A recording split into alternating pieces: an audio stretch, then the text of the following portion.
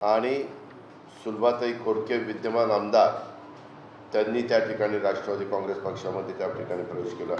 मी सुलभाताईंच्या सहित सगळ्या मान्यवरांचं, शेजलताईंचं आणि सगळ्या आमच्या शेख जब्बार आणि या सगळ्या माझ्या सहकारी मित्रांचं मनापासून स्वागत करतो। एकंदरीतच या सगळ्या गोष्टी होत असताना आपल्याला माहिती आहे, कालपासून राज्यामध्ये सगळीकडे वेगवेगळे राजकीय पक्ष आणि वेगवेगळे उमेदवार आपले उमेदवारी अर्ज त्या ठिकाणी भरायला लागलेले आहेत। एबी फॉर्म द्यायला सुरुवात झालेली आहे। आम्ही महायुती म्हणून त्या बाबतीमध्ये एकत्र निवडणुकीला सामोरं जातोय। भाजप, शिवसेना, राष्ट्रवादी काँग्रेस पक्ष आणि त्याच्यातून काही आमचे घटक पक्ष असं आम्ही या निवडणुकीला सामोरं जातोय। आज माझे प्रांताध्यक्ष देखील यादी काही सगळी आमची झाली नाही, परंतु जे काही क्लिअर झाली ती यादी आता ते जाहीर करतील। कशाला करा ना, आता काय प्रॉब्लेम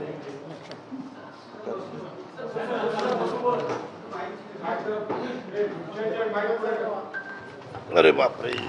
आमचे राष्ट्रीय अध्यक्ष राज्याचे उपमुख्यमंत्री आदरणीय अजितदादा, राष्ट्रवादी काँग्रेस पक्षाचे राष्ट्रीय कार्याध्यक्ष आदरणीय नेते प्रफुल्लभाई पटेल, आज या ठिकाणी सहभागी झालेल्या सुलभाताई, माझे सर्व सन्मान्य पदाधिकारी, राज्याच्या महायुतीच्या सरकारमध्ये सहभागी झाल्याच्या नंतर आज विधानसभेच्या निवडणुकीला सामोरं जात असताना भारतीय जनता पक्ष, शिवसेना, राष्ट्रवादी काँग्रेस पक्षाने एकत्रितपणाने हे निवडणूक लढण्याचा निर्णय त्या ठिकाणी घेतलेला आहे।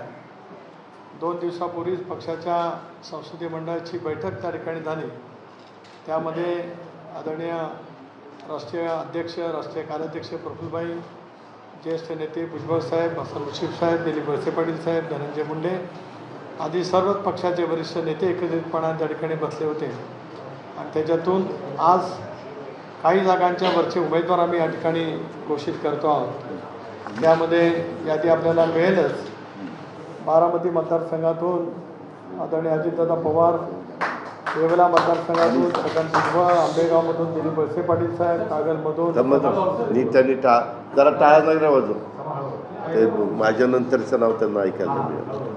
बारामती मतदारसंघातून अजितदादा पवार, येवला मतदारसंघातून छगन भुजबळ साहेब, आंबेगावमधून दिलीप वळसे पाटील साहेब, कागलमधून हसन मुश्रीफ साहेब, परळीमधून धनंजय मुंडे साहेब, दिंडोरीमधून नरहरी झिरवळ, अहेरेमधून धर्मबाबा आत्राम, शिवाधनमधून आदिती तटकरे, अमळनेरमधून अनिल भाईदास पाटील, उदगीरमधून संजय बनसोडे, अर्जुनी मोरगावमधून राजकुमार बडोले, माझगावमधून प्रकाशदादा सोळंके, वाईमधून मकरंदाबा पाटील, सिन्नरमधून माणिकराव कोकाटे, खेळ आळंदी दिलीपराव मोहिते, अहमदनगर शहर संग्राम जगताप, इंदापूर दत्तात्रय मामा भरणे, अहमदपूर बाबासाहेब पाटील, शहापूर दौलत दरोडा, पिंपरी अण्णा बनसोडे, कळवण नितीन पवार,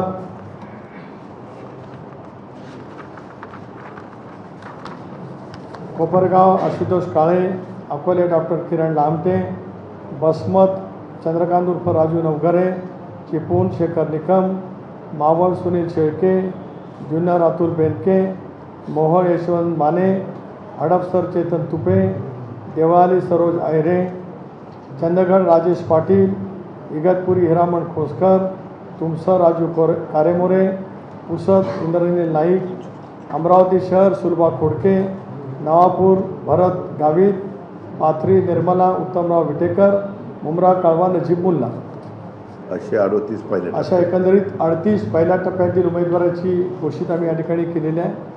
आज रात्री किंवा उद्यापर्यंत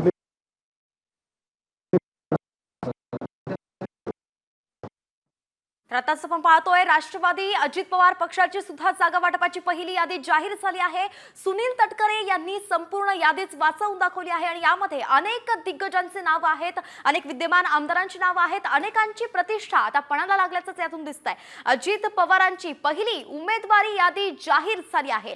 बारामतीतून अजित पवारांनाच उमेदवारी जाहीर करण्यात आली आहे। त्यामुळे आता बारामतीतूनच अजित पवार लढतील हे फिक्स झाल्याचं दिसतंय. तर दुसरीकडे शरद पवारांच्या राष्ट्रवादीतून इथे युगेंद्र पवार असल्यामुळे बारामतीत काका विरुद्ध पुतण्याचं होणार असल्याचं समजतंय. तर मुश्रीफ अनिल पाटलांना सुद्धा पुन्हा एकदा उमेदवारी घोषित करण्यात आलेली आहे.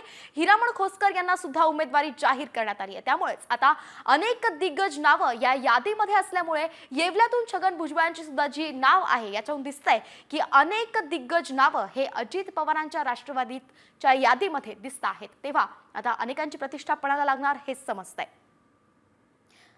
सुलभा खोडके यांना अमरावती शहरमधून उमेदवारी जाहीर करण्यात आली आहे. त्यांचा आता पक्षप्रवेश जो आहे अजित पवारांच्या राष्ट्रवादीत झाला आणि त्यामुळेच त्याच वेळी अजित पवारांनी त्यांची पहिली यादी जाहीर केली आहे. यात दिलीप वळसे पाटील, दत्तात्रय भरणे यांचं सुद्धा नाव आहे.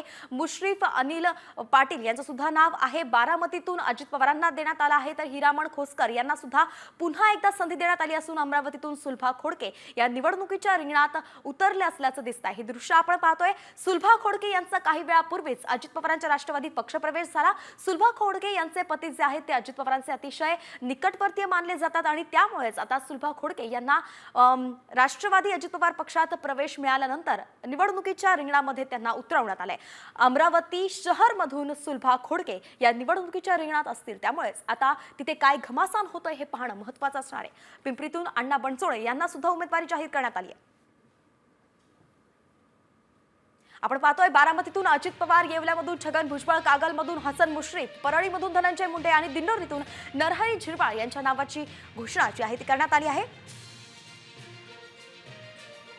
अधिकृत घोषणा आपण पाहतोय आता सध्या करण्यात आली आहे. पहिली यादी जी जाहीर झाली आहे त्यातून अनेक मंत्री आणि विद्यमान आमदारांची नावं आहेत. यात कागलमधून हसन मुश्रीफ आहेत, दिंडोरीतून नरहरी झिरवाळ आहेत, परळीतून धनंजय मुंडे आणि येवल्यातून छगन भुजबळ तसंच अजित पवार हे बारामतीतूनच लढणार असल्याचं अधिकृतपणे सांगण्यात आलं आहे. सुनील तटकरे यांनी स्वतः यादी वाचून दाखवली आणि या यादीतून आता अनेक मंत्री आणि विद्यमान आमदार हे अजित पवारांच्या राष्ट्रवादीतून पुन्हा एकदा निवडणुकीच्या रिंगणात असल्याचं समजतंय. अमळनेरमधून अनिल पाटील आहेत, तुमसरमधून राजू कारेमोरे आहेत, कागलमधून हसन मुश्रीफ, पुसदमधून इंद्रनील नाईक तसंच अहेरीमधून धर्मराव बाबा आत्राम हे सुद्धा निवडणुकीच्या रिंगणात आहेत. पुसदमधून इंद्रनील नाईक यांच्या बातमीबद्दल साम टीव्हीने आधीच जी आहे ती शक्यता वर्तवली होती आणि आता जेव्हा इंद्रनील नाईकांना पुसदमधून उमेदवारी मिळाली आहे याचा अर्थ साम टीव्हीच्या बातमीवरती शिक्कामोर्तब झालेला आहे. पुसदमधून इंद्रनील नाईक हे विधानसभेच्या निवडणुकीच्या रिंगणात उतरले आहेत. तर वळसे पाटलांना सुद्धा उमेदवारी जाहीर करण्यात आली आहे. अजित पवार सुद्धा बारामतीतूनच लढणार असल्याचं दिसतंय.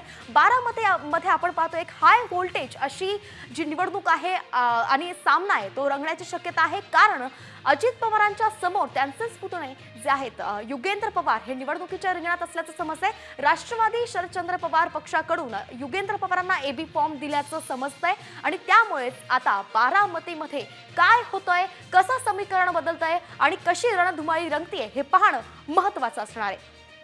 जुन्नरमधून आपण पाहतोय अतुल बेडके आहेत, कळवणमधून नितीन पवार आहेत, सिन्नरमधून माणिकराव कोकाटे आहेत, देवळालीमधून सरोज अहिरे आणि निपाणमधून दिलीप बनकर यांच्या सुद्धा नावाची अधिकृत घोषणा करण्यात आलेली आहे.